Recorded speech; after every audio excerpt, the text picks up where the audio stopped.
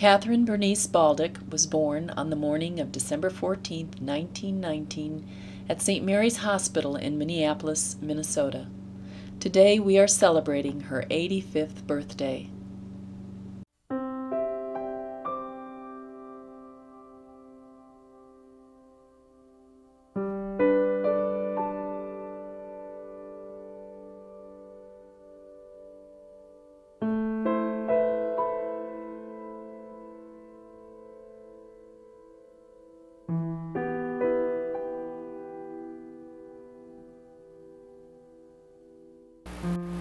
I had a great childhood.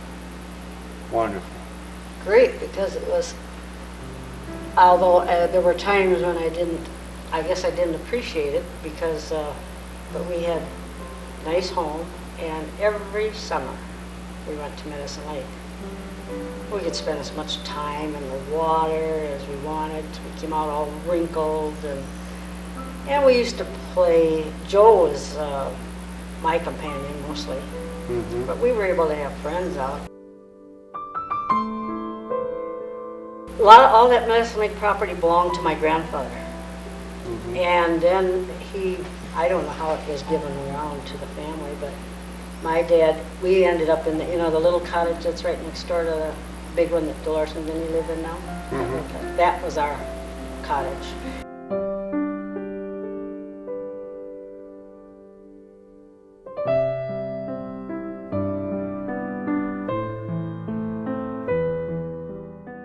But going to the lake like that every year, was a great place to grow up.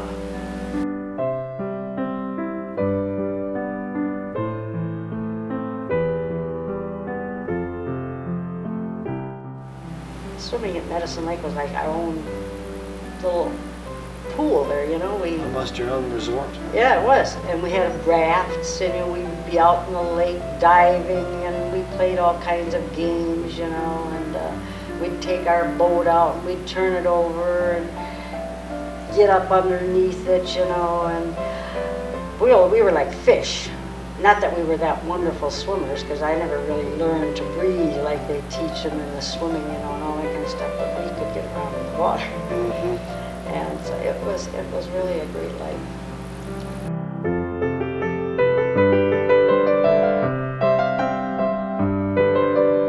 There was a store that was on the lakeshore. I don't know how much you remember about Medicine Lake. Well, a fair amount.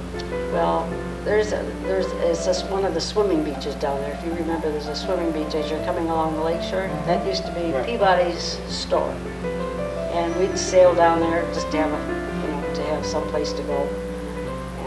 And in doing that, of course, we eventually met other kids similar ages, and also as we grew, we were able to go out in canoes and got around the lake a little more. We had every weekend, Joe and I had to go fishing for fish. We had to fish on Friday, so we go out on Thursday, and if we didn't get enough on Thursday, we had to go back on Friday. We had to have enough for our dinner. Mainly sunfish or Sunfish. bass or Sunfish. We fished sunfish. And we had to clean them. Joe and I cleaned a lot of fish in our life, but it was good.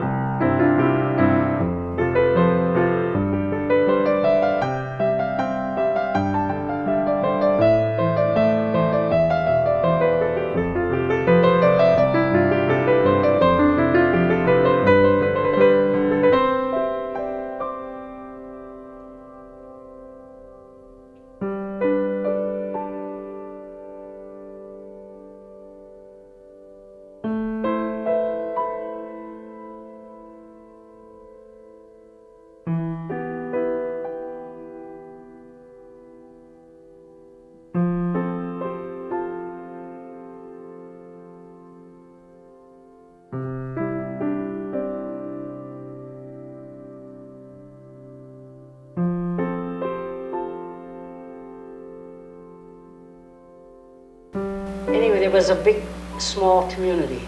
out there, and children all ages and everything. We had a great time. We used to play. We could be out in boats. You know, we were brought up on the lake shore, so we were out in boats just as little kids, and we went from one dock to the other. It was different cities and different states, and when we got a little bigger, we used to take a big umbrella and hook it up in the boat and sail down the lake. We'd have to go back. We never quite figured out how to get back without rowing.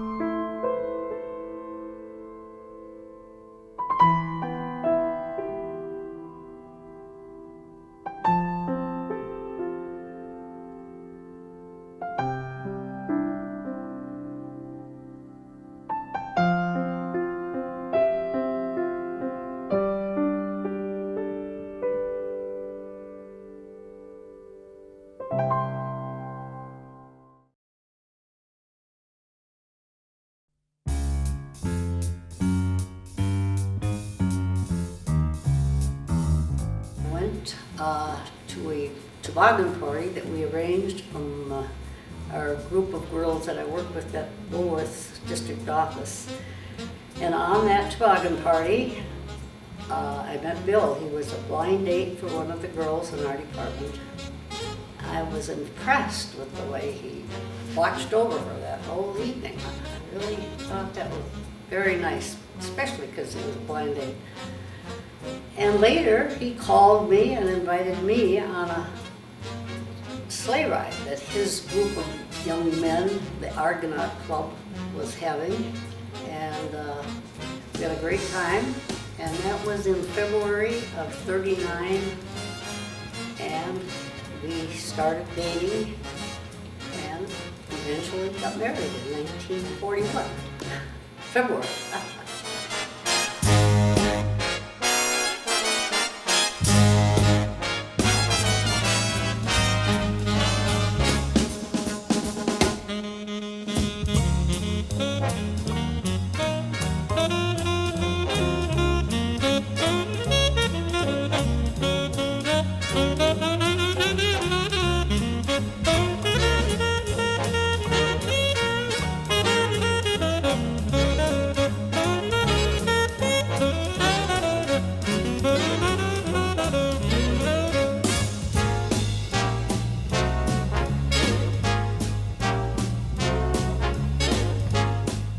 Wedding was a very, very cold day in February 22nd, and it was 20 below zero.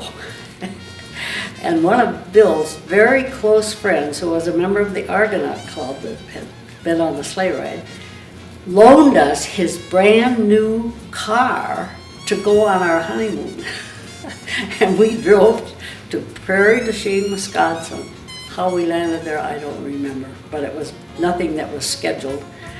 And we got a place in this lovely home that people were having, just people like us, I guess, in for a night or two, and they even put on a special dinner for us. And we went to the Jesuit school that was in the town.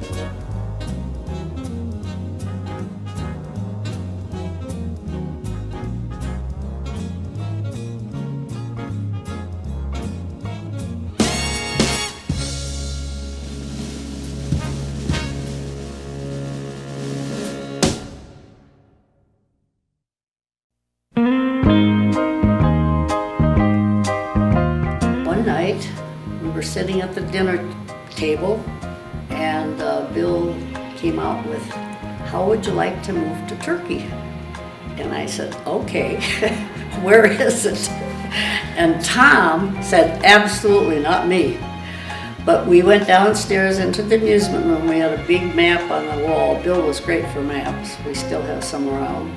And he pointed out where Turkey was.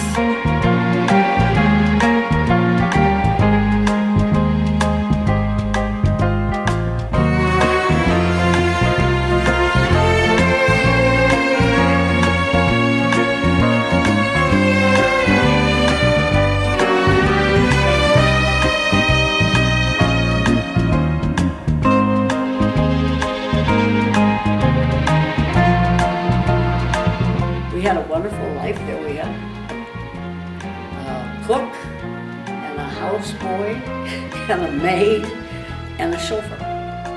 And I remember Tim in the car. When the chauffeur was driving us, he would not get out of the car until the chauffeur came around and opened the door for him. He was really committed. But it was a great experience for all of us.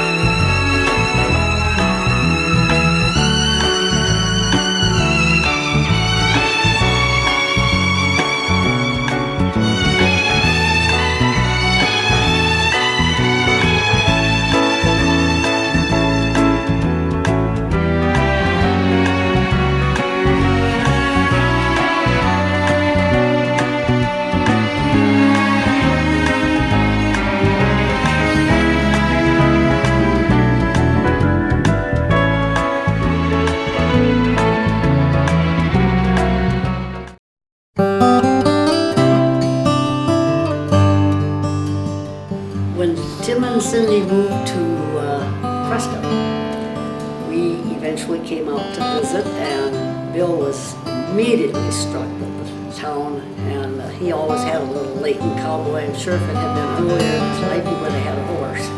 But anyway, when he started to think about retiring, and one thing that pushed it was that he had a slight stroke in his left arm when he was traveling one time, so he wanted me to immediately come to Turkey, to Prescott, and get going on a house. So I came up here and talked to the man that we had talked about a plan, and hired a construction man, and started to build this place, and it turned out pretty good.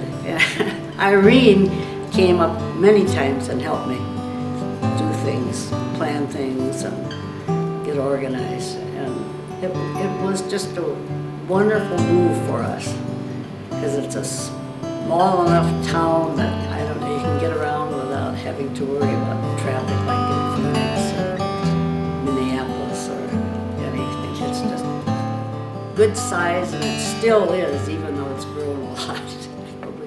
We always loved it.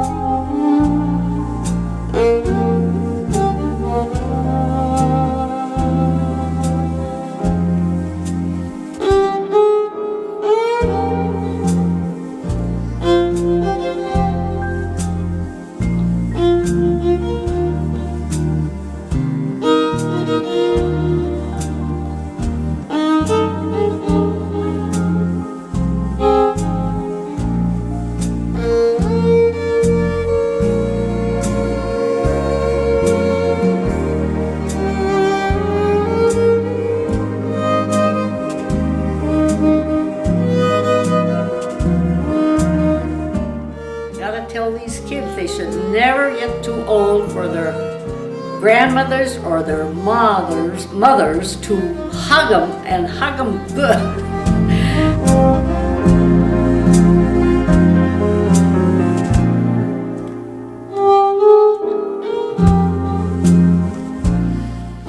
One other little thing I'd like to add for my grandchildren. When you get married, if you do, get married with the idea that it is a permanent thing. It's going to last forever.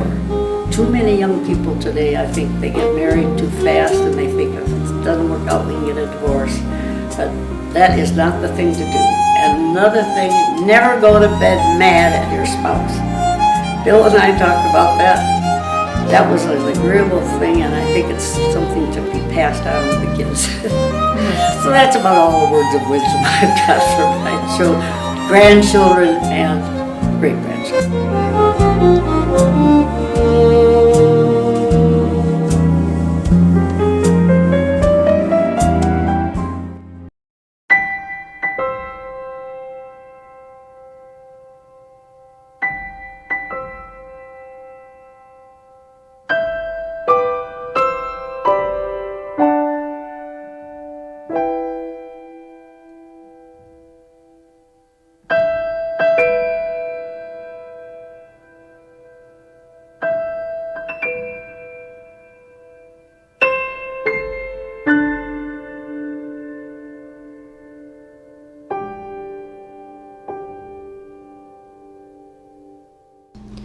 In the last year, Angie and I have had the privilege of joining Katie on 2 trips to Peru. In the villages of the high Andes, the elders are held in the highest regard. In Moyamarca, the local shamana, Doña Maria, washed Katie's hair with flower petals and did a special cleansing ceremony with herbs called the Yokanakwe. In the evening, Don Miguelito, the local Paco and highly respected shaman, acknowledged Katie in a special reading. He looked deeply into her eyes and told her, "You are a woman of great value. The world needs more people like you."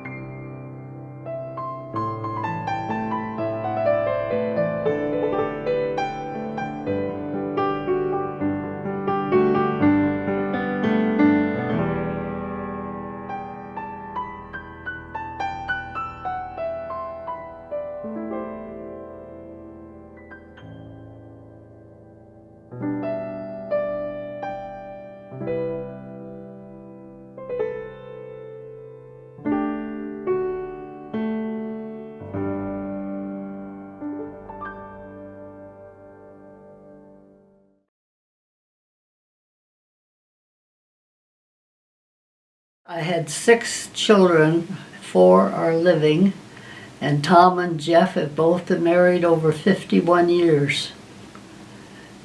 That's quite a while. And they seem to be doing just fine, traveling a lot. I think they all got a little bit of the travel bug in their systems when we moved to Turkey. And whenever we went any place, we took one of the kids with us. So they got to see a bit of the world. So they've all had a pretty good life.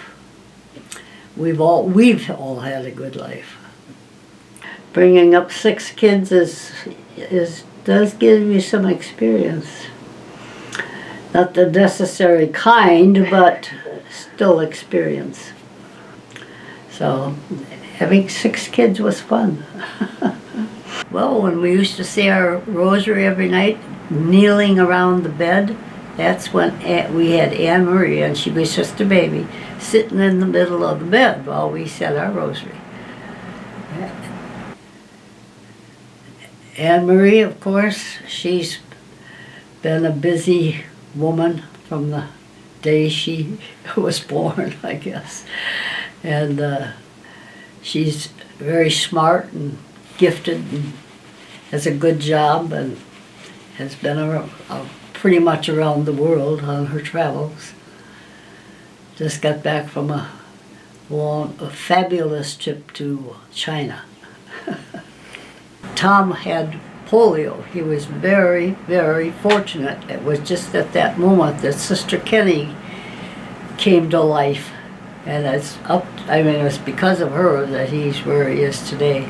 I remember the first time seeing him was holding up his head by himself. He was sitting on a little chair, 4 years old, and perfectly happy sitting there. And his head was not being held by anybody. Well, Jeff, he was a bigger when we went to Turkey. We went, as you said, through customs. And when we were in customs, the guy said, do you speak Turkish? And Jeff went, very huge dirt Beshi. I counted from 1 to 10, and the guy didn't look at a single box or suitcase. He just let us go through. And Did he give you a scare your first day there? oh yeah, Jeff wanted to go get his shoes shined. We were staying in a little hotel, and we had seen several people get their shoes shined and standing up and get.